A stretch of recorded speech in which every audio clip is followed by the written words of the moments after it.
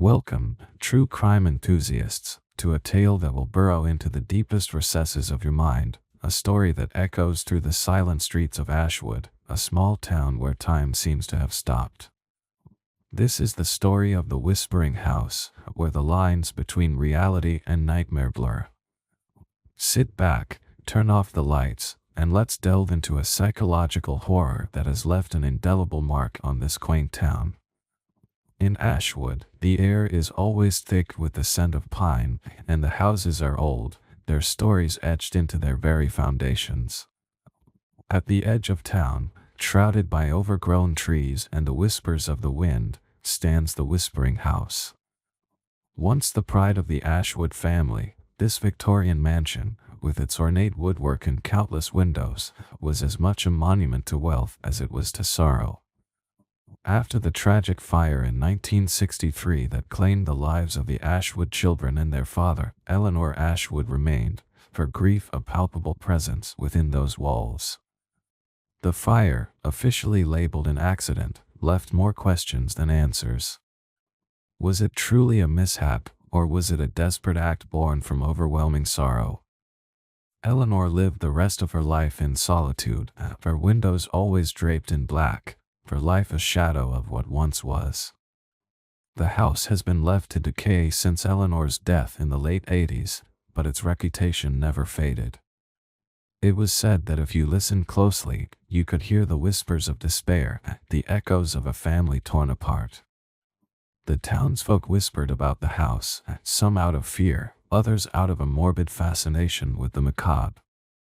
Local legends spoke of the house itself being alive, feeding on the grief and madness of those who entered. In 1997, curiosity in the promise of groundbreaking research led Dr. Samuel Hart, a psychologist renowned for his work on the effects of environment on human psyche, to rent the Whispering House. Accompanied by his assistant, Clara Montague, a young and eager psychology student with a penchant for the paranormal, they aimed to study the psychological impact of living in a place steeped in tragedy. They were unaware that they were about to become part of its haunting legacy. From the moment they crossed the threshold, the house seemed to watch them with unseen eyes. Samuel began his research by setting up recording devices, eager to capture any anomaly that might explain the house's reputation. The first few days were quiet, the silence almost mocking their expectations. But then, the whispers began. Samuel recorded notes of whispers that seemed to respond to his thoughts, almost mocking him. His entries grew frantic, documenting his increasing paranoia, convinced that the house was not just influencing him but actively tormenting him with his own fears.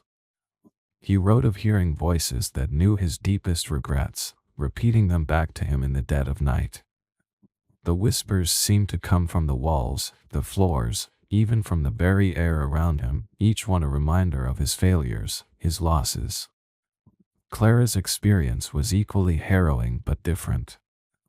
She recorded in her diary visions of children playing in the shadows, their laughter turning into wails as they disappeared into the walls.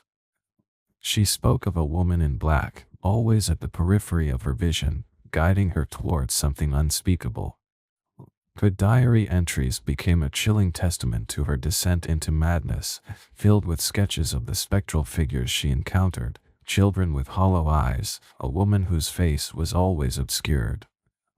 The house seemed to know Clara's fears, feeding them back to her in the form of these ghostly apparitions. Their dynamic began to shift as trust evaporated, replaced by suspicion. Samuel started to see Clara differently, her presence in the house feeling more like an intrusion, perhaps even a manipulation. Clara, on her part, began to question Samuel's motives, his notes seeming less like research and more like the ramblings of someone losing grip on reality.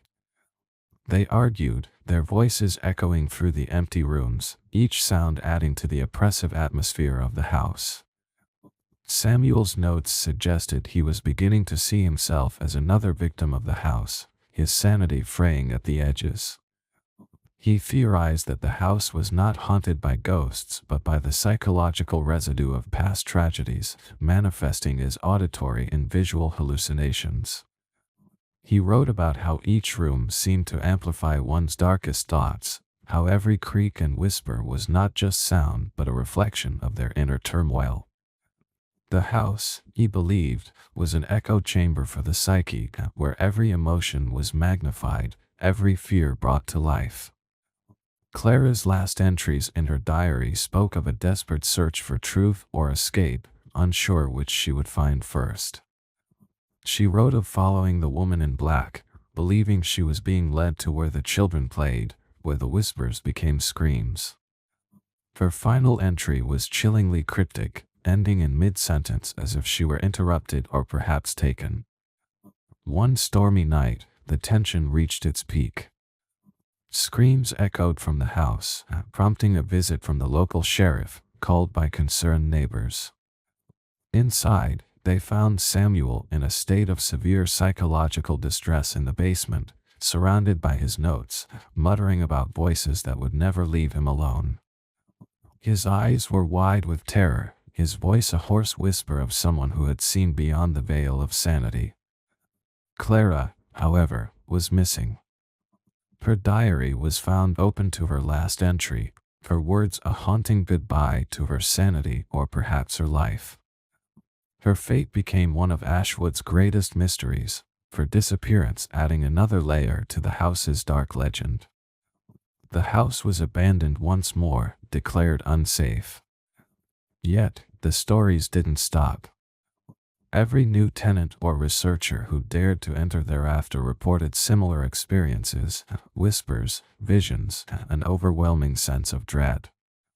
Paranormal investigators, thrill seekers, and even skeptics left with tales of the house's malevolent influence. Some claimed to have heard Clara's voice among the whispers, others spoke of seeing her shadow, always just out of reach.